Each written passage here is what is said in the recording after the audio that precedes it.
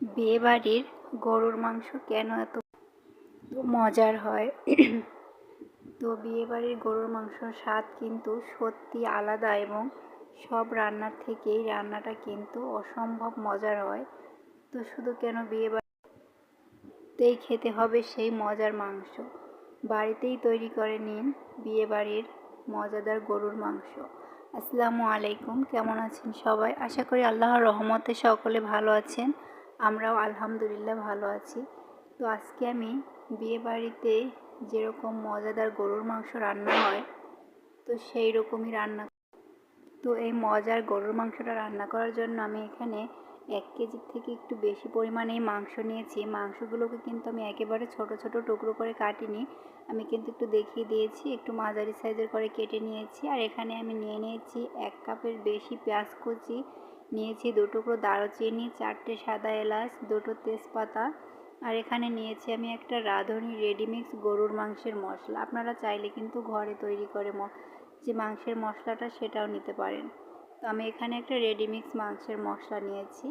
তো এখন আমি এগুলোকে খুব ভালো করে মিশিয়ে নেব। তো এই মাংসটা কিন্তু আজকে আমি মেখেই রান্না করব। তো এখানে আমি দিয়ে দিলাম পেঁয়াজ কুচিগুলো প্রথমে, তারপর এখানে আমি কাঁচামরিচগুলো দিয়ে দিচ্ছি। তো বাকি কাঁচামরিচগুলো আমি পরে দিব। তো এই তো আমি এলাচগুলোর মুখটাকে একটু ফেটে তারপরে আমি এলাচগুলো দিয়ে দিচ্ছি। তো প্লিজ আপনারা যদি সম্পূর্ণ ভিডিওটা ভালোভাবে দেখতে চান তাহলে আপনারা সম্পূর্ণ ভিডিওটা দেখবেন, নাহলে কিন্তু আপনারা পারফেক্ট রেসিপিটি পাবেন না। তো এই জন্য আপনারা ভিডিওটা স্কিপ না করে সম্পূর্ণ ভিডিওটা দেখতে থাকুন। তো আমার বাটিটা একটু ছোট হয়ে গেছে, এই জন্য আমি বাটিটা চেঞ্জ করে নিচ্ছি। একটা বড় একটা বোল নিয়ে নিয়েছি, এর ভিতরে আমি পেঁয়াজ আর মাংসগুলো ঢেলে দিলাম। তো দিয়ে এখানে আমি এখন একে একে সব রকমের উপকরণগুলো এখানে মিক্স করে নিব। তো প্রথমে দিয়ে দিচ্ছি আমি এখানে পরিমাণ মতো লবণ, দিয়ে দিচ্ছি 1 চা চামচ মতো হলুদ গুঁড়ো, দিয়ে দিচ্ছি আমি লাল মরিচের গুঁড়ো। মরিচের গুঁড়োটা যার যার পছন্দ অনুযায়ী দিবেন। আমি এখানে 2 টেবিল চামচ মরিচের গুঁড়ো দিয়ে দিলাম। দিয়ে দিচ্ছি 1 চা চামচ ধনিয়া গুঁড়ো, 1 চা চামচ জিরা গুঁড়ো। তো দিয়ে দিচ্ছি আমি 1.5 টেবিল চামচ আদা বাটা এবং 1.5 টেবিল চামচ রসুন বাটা। তো এগুলো দিয়ে আমি এখানে দিয়ে দিচ্ছি অল্প কিছু পরিমাণে তেল। তো তেল দিয়ে আমি এটাকে ভালো করে যে রেডিমিক্স যে মশলাটা ছিল সেই মশলাটাও আমি এখন এখানে কেটে সম্পূর্ণ মশলাটা দিয়ে দিলাম। তো দিয়ে এবার আমি এগুলোকে হাত দিয়ে খুব ভালো করে মিক্স করে নেব। দেখতে পাচ্ছেন এখানে কিন্তু আমি বাড়তি কোনো মশলা অ্যাড করিনি, শুধু রেডিমিক্সে যে মাংসের মশলাটা দিয়ে দিয়েছি। আর এটা দিয়েই কিন্তু খুব সহজে আজকে আমি রান্নাটা করে দেখাবো, এবং যদি বাসায় গ্যাস না থাকে সেক্ষেত্রে আপনারা ঝটপট কীভাবে রান্নাটা করবেন সেটাও দেখিয়ে দিচ্ছি। তো আজকে আমি মাংসটা রান্না করব রাইস কুকারে। তো এই জন্য আমি প্রথমে রাইস কুকারটাকে একটু গরম করে নিয়েছিলাম, যার জন্য ওই যে এদিকে একটু পুড়ে গেছে। তো রাইস কুকারটা গরম করে তারপরে আমি এর ভিতরে মেখে রাখা মাংসগুলো দিয়ে দিলাম। দিয়ে একটু নেড়ে চেড়ে আমি এই যে ঢাকনা দিয়ে ঢেকে দিয়েছিলাম। মাংসটা কিন্তু মেখে আপনারা প্রায় 1 ঘন্টার মতো এরকম ম্যারিনেট করে রেখে দিবেন, তাহলে কিন্তু এর স্বাদটা খুব ভালোভাবে হবে। আমি কিন্তু 1 ঘন্টা ম্যারিনেট করে রেখে দিয়েছিলাম, তো দ্রুত ভিডিওর কারণে কিন্তু সেটা আমি বলতে ভুলে গেছি। তো 1 ঘন্টা মেখে রেখে তারপরেই কিন্তু আমি রান্নাটা করতে চলে এসেছি। তো তারপরেই তো দেখতেই পাচ্ছেন রাইস কুকারে দিয়ে আমি এই যে ঢাকনা দিয়ে ঢেকে, যেহেতু রাইস কুকারে একটু বলকটা আসতে সময় লাগে, তো সেক্ষেত্রে একটু লেট হবে। তো সমস্যা নাই, এতে কিন্তু রান্নাটা খুব মজার হয়, বেশি পানির প্রয়োজন হয় না এখানে। তো আমি কিন্তু এইভাবে করে কোনো পানি অ্যাড করি নাই, ধীরে ধীরে আমি নেড়ে চেড়ে এটাকে খুব ভালো করে কষিয়ে নিচ্ছি।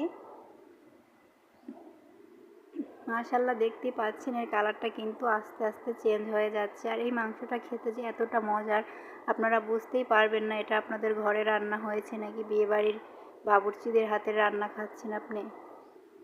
তো এই তো দেখুন আমি কিন্তু আবারও ঢাকনা দিয়ে ঢেকে দিচ্ছি। এরকম করে কিন্তু আমি প্রায় 30 মিনিটের মতো আমি খুব ভালো করে এটাকে কষিয়ে নিচ্ছি। তো দেখুন গরুর মাংসটা যেহেতু একটু শক্ত হয়, তো সেক্ষেত্রে কিন্তু এটাকে খুব ভালো করে কষিয়ে নিতে হবে। আর এই রান্নাটা বিয়েবাড়ির স্টাইলে যদি আপনারা রান্নাটা করতে চান সেক্ষেত্রে কিন্তু মাংসটাকে খুব ভালো করে এভাবে কষিয়ে নিতে হবে। এরপর 80% রান্না কিন্তু কষানোর ভিতরেই হয়ে যেতে হবে। তো এই তো দেখুন আমি কিন্তু আবারও নেড়ে চেড়ে নিচ্ছি, এটাকে খুব ভালো করে নেড়ে চেড়ে কষিয়ে নিচ্ছি। আস্তে আস্তে দেখতে পাচ্ছেন এর ভিতরে পানিটাও কিন্তু শুকিয়ে যাচ্ছে এবং কালারটাও কিন্তু চেঞ্জ হয়ে যাচ্ছে। আর আমি কিন্তু এখানে কোনো প্রকারের পানি অ্যাড করি নাই, মাংস থেকে যে পানিটা বের হয়েছে সেই পানি দিয়েই কিন্তু আমি রান্নাটা করে নিচ্ছি। তো মাংসটা কিন্তু আমার কষানো প্রায় হয়ে গেছে।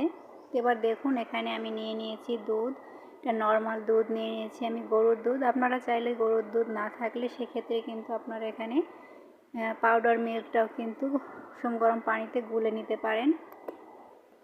তো মাশাআল্লাহ দেখে নিশ্চয়ই বুঝতে পারছেন মাংসের কালারটা কত সুন্দর আসছে আর এত সুন্দর একটা ফ্লেভার বের হয়েছে। তো এখন আমি মাংসের ভিতরে কোনো পানি দিব না, আমি আজকে যে আমি 1 কাপ পরিমাণে দুধ নিয়েছি সেই দুধটা দিয়েই কিন্তু বাকি মাংসটা আমি রান্না করে নিব। তো দেখুন মাংসটা কিন্তু খুব ভালো করে কষানো হয়ে গেছে, আরও আমি 1 থেকে নিয়ে রান্না করে তারপরে আমি এখন এই যে দুধটা এখানে ঢেলে দিচ্ছি। তো এই দুধটা দিয়েই কিন্তু আমি রান্নাটা করে নেব, এখানে কিন্তু আমি কোনো প্রকারের পানি দেব না। আর মাংসটা কিন্তু আমার অনেকটা সিদ্ধ হয়ে গেছে, আপনারা দেখে নিশ্চয়ই বুঝতে পারছেন, কারণ এখানে রাইস কুকারে যেহেতু একটু বলক আসতে সময় লাগে সেক্ষেত্রে কিন্তু এটা ধীরে ধীরে জাল হয়। আর আস্তে আস্তে যেহেতু ঢাকনা দিয়ে ঢাকা ছিল তো গরমের হিটে মাংসটা কিন্তু খুব ভালোভাবে সিদ্ধ হয়ে গেছে, রান্নাটা করতে কিন্তু আমার বেশি সময় লাগে নাই। তো আমি কিন্তু এখানে সম্পূর্ণ দুধটা দিয়ে দিয়েছি, দিয়ে আমি এই তো নেড়ে চেড়ে এখন আমি ঢাকনা দিয়ে ঢেকে অপেক্ষা করব রান্না হয়ে যাওয়া পর্যন্ত। তো আপনারা সাথেই থাকুন। তাই তো দেখুন আমি ঢাকনাটা খুলে নিয়েছি প্রায় 2 থেকে 3 মিনিট পরে। তো তারপরে আমি এই তো এখানে দিয়ে দিলাম ভাজা জিরের গুঁড়ো 1 চা চামচ। আর দেখুন মাশাআল্লাহ কত সুন্দর হয়েছে আর এত সুন্দর একটা ফ্লেভার বের হয়েছে যেন আমি বিয়ে বাড়িতেই চলে আসছি। তো আপনারাও কিন্তু এভাবে খুব সহজে রান্না করে নিতে পারেন। আর দেখুন বাসায় গ্যাস না থাকলে সেক্ষেত্রেও কীভাবে রান্নাটা করবেন আমি কিন্তু সেটাও আজকে দেখিয়ে দিলাম আজকের এই একই ভিডিওতে। তো আপনাদের কাছে যদি আজকের ভিডিওটা ভালো লাগে তাহলে অবশ্যই আপনার বন্ধুদের মাঝে শেয়ার করে দিবেন। আর যদি আমার চ্যানেলে আজকে নতুন হয়ে থাকেন তাহলে চ্যানেলটা সাবস্ক্রাইব করে পাশে থাকা অল বাটন ক্লিক করে দেবেন পরবর্তী ভিডিওর নোটিফিকেশন পাওয়ার জন্য। তো আমি কিন্তু এখানে এই মাংসের ভিতরে কিন্তু কোনো ঝোল রাখি না, এটা মাখা মাখা রেখেছি সম্পূর্ণ, যেহেতু আমি বিয়ে বাড়ির স্টাইলে রেখেছি। বিয়ে বাড়ির মাংসে কিন্তু বেশি ঝোল থাকে না, তো সেক্ষেত্রে আপনারা যদি ঝোল রাখতে চান তাহলে রাখতে পারেন, কিন্তু আমি এটা দেখেন একেবারে গায়ে মাখা মাখা ঝোল রেখেছি। মাশাআল্লাহ দেখতে যেমন সুন্দর হয়েছিল খেতেও একেবারে মনে হচ্ছিল যে বিয়ে বাড়ির মাংস খাচ্ছি। এটা গরম গরম ভাত পোলাও যে কিছুর সঙ্গে কিন্তু একবারে জমে যাবে, মনেই হবে না যেটা আপনার বাসায় রান্না করা। একবার আপনি বাসায় এভাবে ট্রাই করে দেখুন, তাহলেই বুঝতে পারবেন এর স্বাদটা কী। আজকে আমার ভিডিওটি কেমন লাগলো অবশ্যই কমেন্ট বক্সে জানিয়ে দেবেন, আর লাইক কমেন্ট শেয়ার করতে ভুলবেন না। তো প্লিজ আমার কথার ভিতরে যদি কোনো ভুল ত্রুটি থেকে থাকে তাহলে ক্ষমার দৃষ্টিতে দেখবেন। আর আমার চ্যানেলের সাথেই থেকে যাবেন, আমার চ্যানেলে নতুন নতুন ভিডিও পেতে চ্যানেলটা সাবস্ক্রাইব করে পাশেই থাকবেন। সবাই ভালো থাকবেন, সুস্থ থাকবেন। আল্লাহ হাফেজ, আসসালামু আলাইকুম।